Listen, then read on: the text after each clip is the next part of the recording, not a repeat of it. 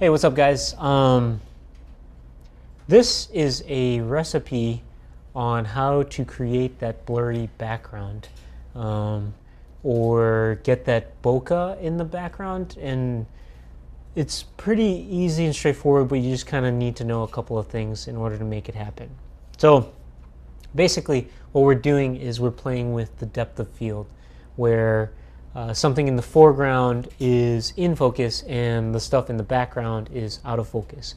Now, bokeh is a Japanese term which means the blurriness of the background.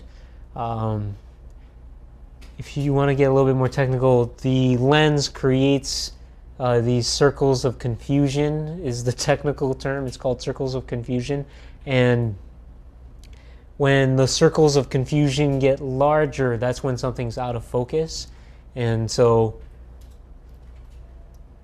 there is like an aesthetic to different types of bokeh, and the rounder the shape of the bokeh, the better. And the more, they'll say, like creamy or buttery is better than kind of sharp and angular for the most part. And it's a taste thing, so whatever. But the practical use of getting a blurry background is you're able to isolate the subject. So the thing that you want to focus on, we're literally focused on it, and everything else falls out of focus. It's blurry. So here's how you do it. Basically, it's a matter of trying to get the background blurry, right? So the longer the focal length, the longer the lens, then the more apt it is to achieve a blurrier background.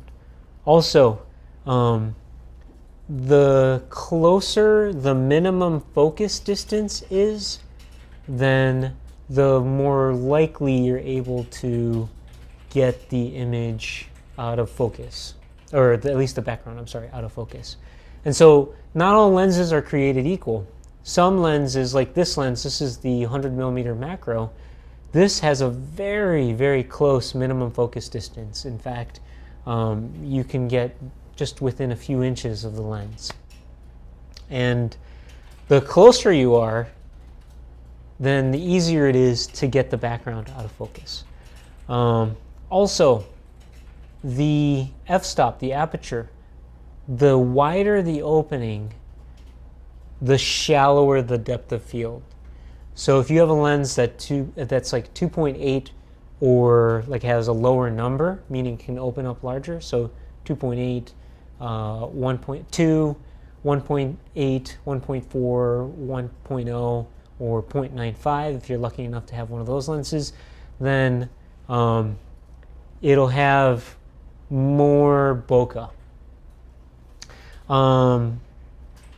So let me just show you guys. This is, oh, and one more thing actually. Also, the size of the sensor, the larger the sensor size, the easier it is to achieve that blurrier background, that shallower depth of field.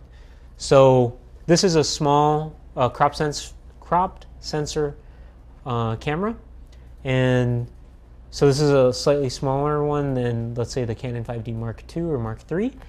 And so the Mark II and Mark III are going to have an easier time achieving this blurry background, as opposed to a crop sensor lens or a crop sensor camera or a micro four thirds camera or something like the Blackmagic Pocket Cinema camera that has an even smaller sensor size than micro four thirds.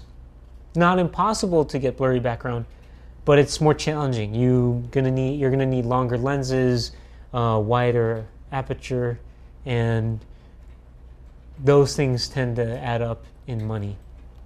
So here you go. This is the SL1 with the 100mm lens, and I have this cat kind of pretty close. It's within 2 feet, and right now the shutter speed is at 1/50th. And the f-stop is at f2.8, and the ISO is at 100. So right now you can't even see what's in the background, but now if I if I rack focus all the way, you'll see this helicopter. And if I can just get focus, and you can see even now the opposite's true. The foreground is so blurry, and the bokeh is so round and smooth you can barely even tell what's in the foreground. So if I rack focus back and try and hit the focus there, you can't see that helicopter anymore. That's how much bokeh this lens has. So that's how you get a blurry background. It's pretty simple, but you just kind of need to know what how to achieve it. And then when you're shopping for lenses, or you're going to rent a lens and you know in fact that you really want to get that blurry background in some of your shots, then longer lenses are your friends. Longer lenses with faster f-stops, so like wider open, so smaller numbers, right? f2.8 and lower. Some lenses that kind of lend themselves to the blurry background, the 70-200 2.8, the 100mm macro lens 2.8, the 85mm lenses, so it's you can get the 1.8 or the 1.2.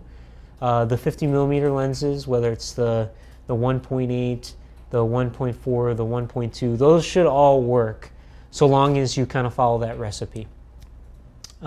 Anything wider than that 50mm lens, you're going to have a harder time getting the background out of focus. Or anything higher than 2.8, like f4 to 5.6, you're going to have a harder time getting the background out of focus. It's possible, but it's not as easy. So if you guys have any questions, hit us up in the comments, and yeah.